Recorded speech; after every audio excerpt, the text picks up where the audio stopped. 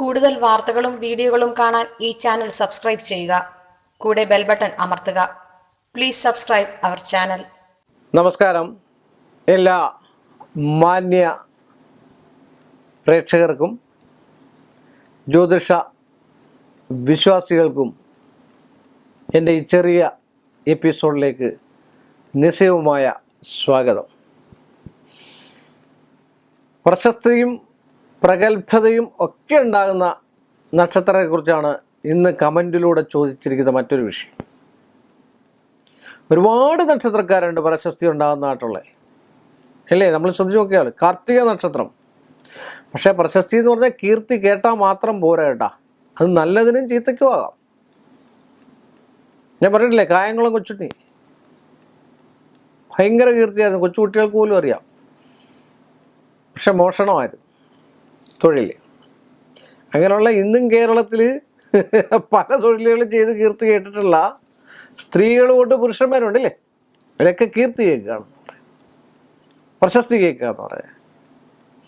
രോഹിണി നക്ഷത്രം അങ്ങനെ പ്രശസ്തി കേൾക്കാൻ സാധ്യതയുള്ളൊരു നക്ഷത്രമാണ്. പുണർന്ന നക്ഷത്രം കീർത്തി കേൾക്കാൻ സാധ്യതയുള്ള നക്ഷത്രമാണ്.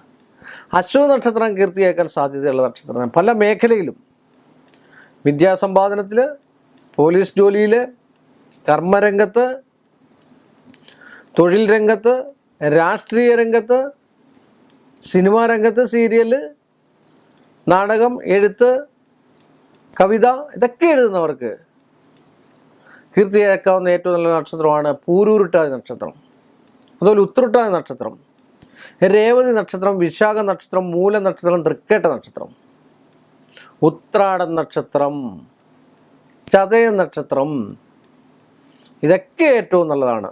ഏറ്റവും നല്ലതായിട്ട് ഉന്നത പദവിയിലെത്താൻ ഏത് സാഹചര്യത്തിലാണെങ്കിലും, നല്ല സാഹചര്യമാണെങ്കിലും മോശ സാഹചര്യത്തിൽ വളർന്നവരാണെങ്കിലും, ദുഃഖങ്ങളിൽ ജനിച്ച് ദുഃഖങ്ങളിൽ ജീവിച്ച് ദുഃഖങ്ങളിൽ മുന്നോട്ട് പോകുന്ന ആൾക്കാരാണെങ്കിലും, പ്രശസ്തിയും പ്രഗത്ഭതയും ഒക്കെ ഉണ്ടാക്കുന്നതായിട്ട് ആൾക്കാർ ഒരുപാട് ഗ്രഹനിലക്കാരുണ്ട്.